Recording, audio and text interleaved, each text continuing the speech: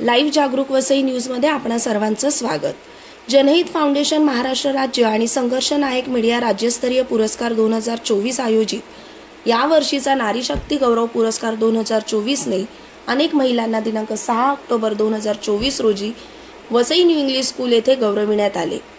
हा पुरस्कार सामाजिक क्षेत्रात व इतर विविध क्षेत्रात उल्लेखनीय कामगिरीकरिता महिलांना तसेच आत्मसन्मान पुरस्कार पुरुषांना प्रदान करण्यात आला। ज्येष्ठ स्त्रीरोग तज्ञ तसेच नालासोपारा आयुर्वेदिक महाविद्यालयाच्या विश्वस्त डॉक्टर ऋतुजा दुबे, संघर्ष नायक मीडियाचे संपादक आठवले, ज्येष्ठ विचारवंत आणि पत्रकार गंगाधर म्हात्रे, जनहित संस्थेचे अध्यक्ष उमेश जामसांडेकर आणि पालघर जिल्ह्यातील सामाजिक युवा कार्यकर्ते ॲडव्होकेट निलेश राऊत यांच्या हस्ते सन्मानचिन्ह देऊन महिलांना व पुरुषांना गौरविण्यात आले।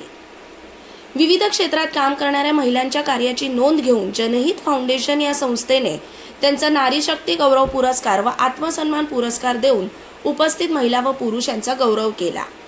समाजास आपण देणे लागतो या भावनेने या महिला काम करीत आहेत। या जनहित फाउंडेशनच्या नारी शक्ती गौरव पुरस्काराने आणखी बळ प्राप्त झाले आहे अशी भावना येथील उपस्थित महिलांनी यावेळी व्यक्त केली।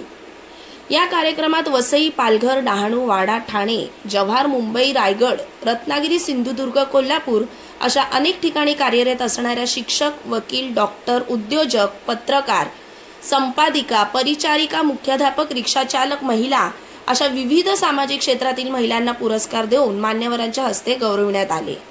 त्याचप्रमाणे विविध क्षेत्रात कार्यरत असणाऱ्या पुरुषांना देखील यावेळी आत्मसन्मान पुरस्काराने सन्मानित करण्यात आले।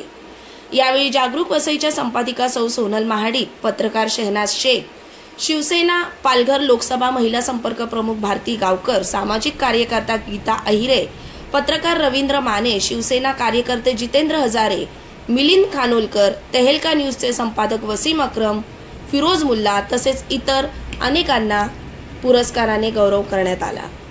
धन्यवाद। चॅनलला लाईक, सबस्क्राईब, शेअर जरूर करा।